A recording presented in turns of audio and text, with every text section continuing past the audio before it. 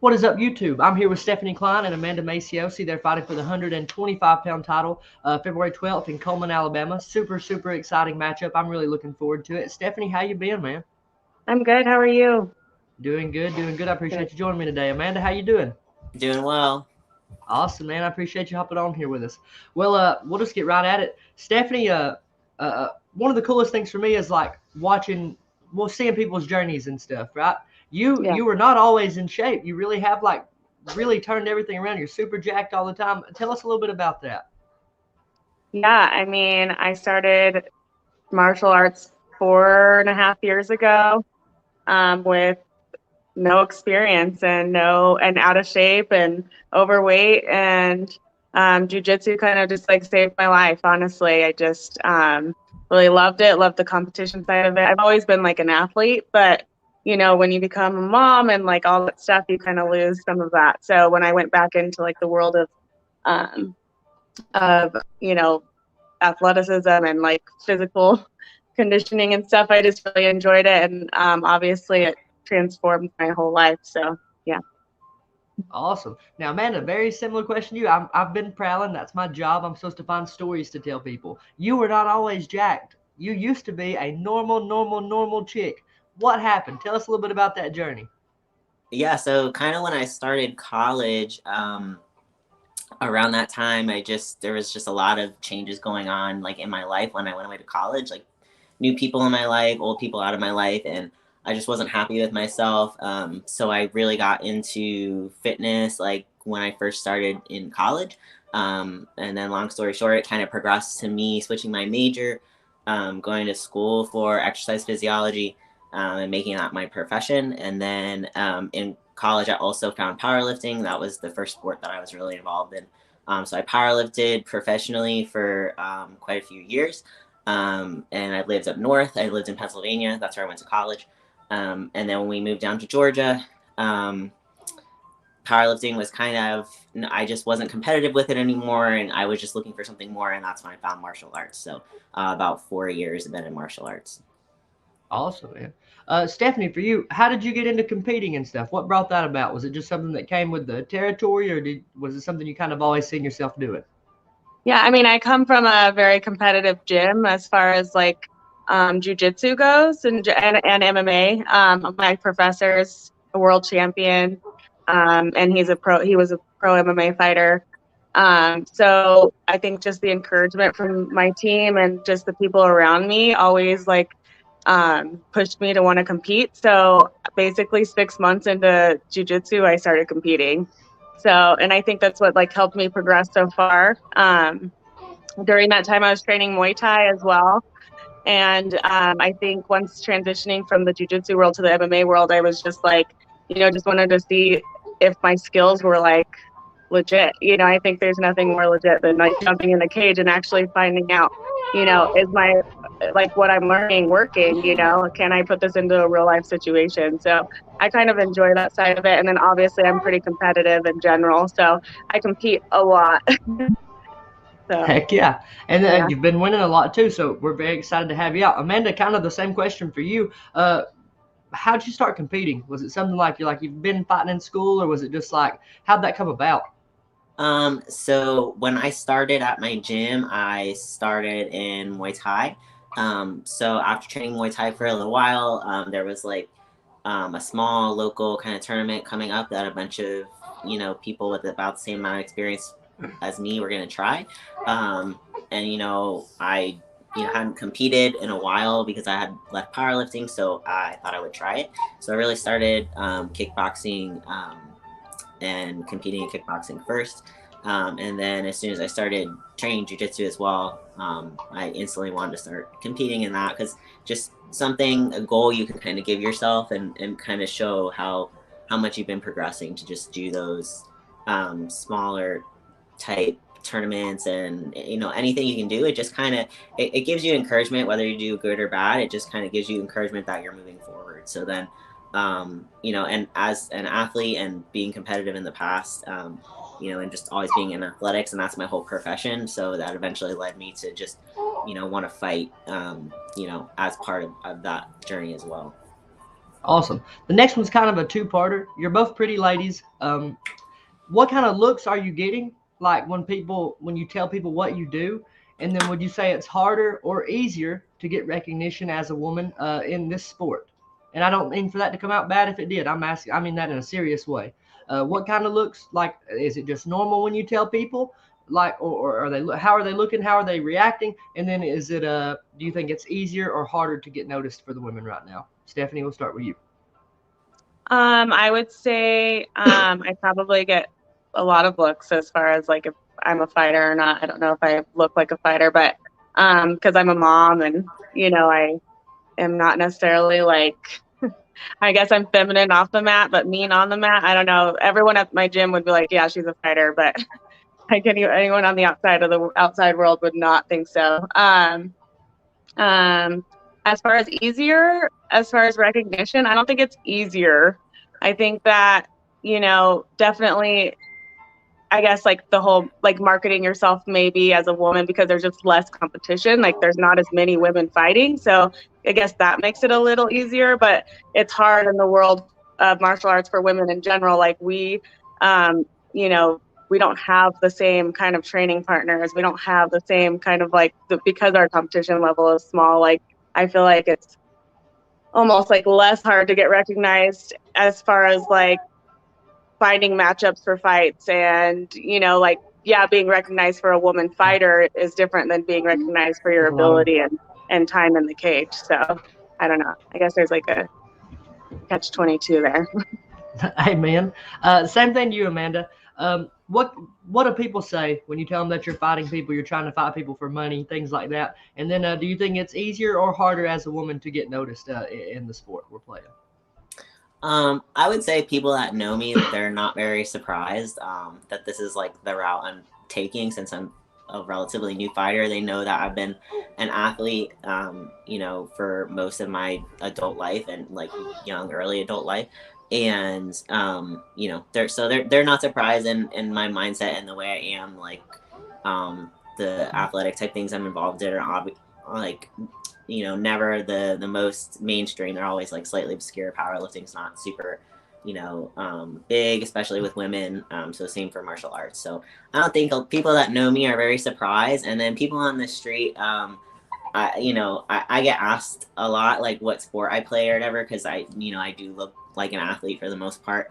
And I don't think people are very surprised, but maybe that's just because of the area I live in, because like Atlanta is kind of like a hub for martial arts. So I think like people are kind of used to that. There's a big local like MMA scene in Atlanta and like suburbs of Atlanta where I live.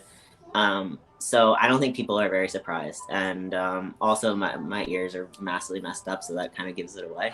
But so I don't think people are surprised if they know me, even if they don't know me. But as far as being a female in martial arts, or just being an athlete full time in general, I wouldn't say it's easier or harder for women. It's just a lot different. There's good things about it where it's not as big with women. There's not as big as a pool. So if you want to take it really far, you have a better chance probably than a man. But it doesn't mean that you're any less of an athlete. You still need to have great skills to take it as far as you want to.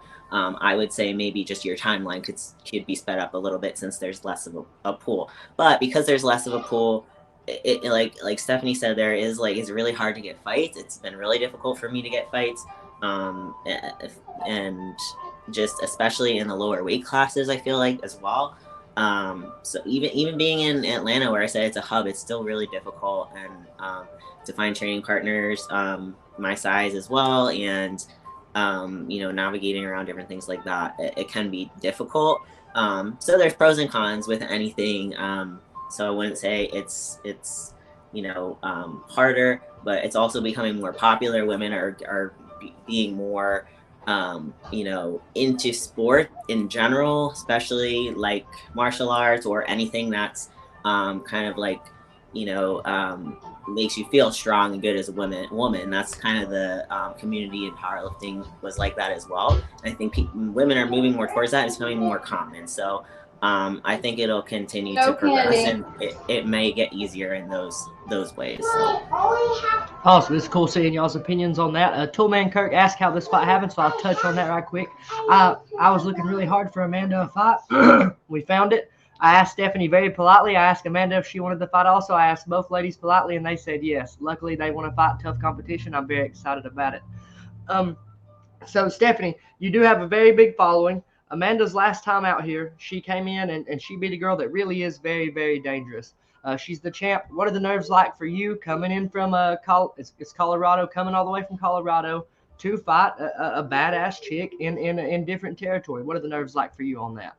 Well, honestly, my first MMA fight this last year was in another state. It was in Arkansas. So that was my first fight ever. So I'm kind of used to going in to not my territory. I would say, honestly, there's a little bit less pressure. I feel in general, like you don't have your entire family crowd like out there watching you close up front center. Like I feel like I had a little bit more pressure for the first time when I fought in Colorado over the summer. So I'm looking forward to it. I'm not, I'm just going with the flow. Awesome, man.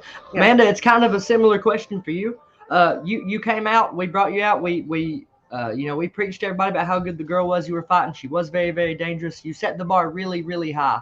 You won the belt when you did, but what are the nerves like for you to live up to expectations? And then what do you think about nerves wise, with her fan base and stuff? Honestly, I just love that I'm able to get in the cage because that I've had a lot of difficulty. I want to stay consistent. After my last fight with you guys, I guess it was all the way in June now.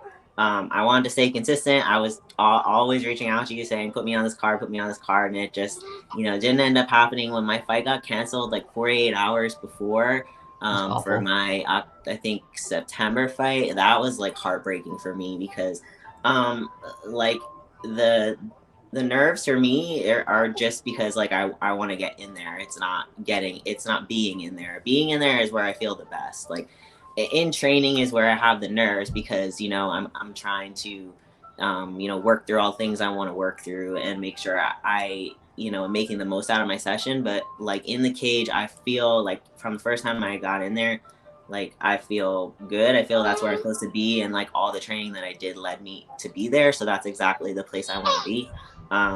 So never any nerves. It's always just good feelings because it's just exactly where I need to be at that time. And I feel like I wish could have been in there more this past year. So it's just all like gratitude for me. That's awesome, man. That's really awesome. Stephanie, we're kind of getting ready to wrap it up. Why should people tune in and watch your fight? Why should they grab tickets? I mean, I think that we're both skilled opponents. We're both game, and I think it's going to be a great matchup, a great fight. I'm not underestimating Amanda, and I hope she's not underestimating me. So I think we're just going to go in and put on a show, honestly. Awesome. Amanda, same question to you. Why should people tune in and watch? Why should they grab them tickets? I think like, I've seen a lot of women like competing at the level we're at, a couple fights in and looking to take it seriously. And I think that both of us are on the upper level of that. So it's really like the future of women's MMA. Like we're just going to keep growing. So, to catch that on early and be able to follow us both in that is, would be huge for people to tune in and take a look at that.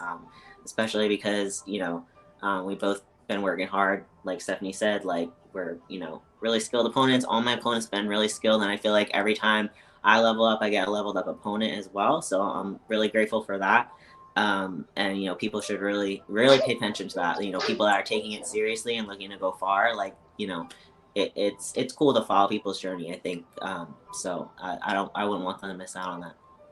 Preach to them a little bit. Y'all really are some of the best female athletes we've ever had on the card. Y'all got huge followings. You both got huge upside and potential, and I look forward to seeing what y'all do after all this. I cannot wait to watch it.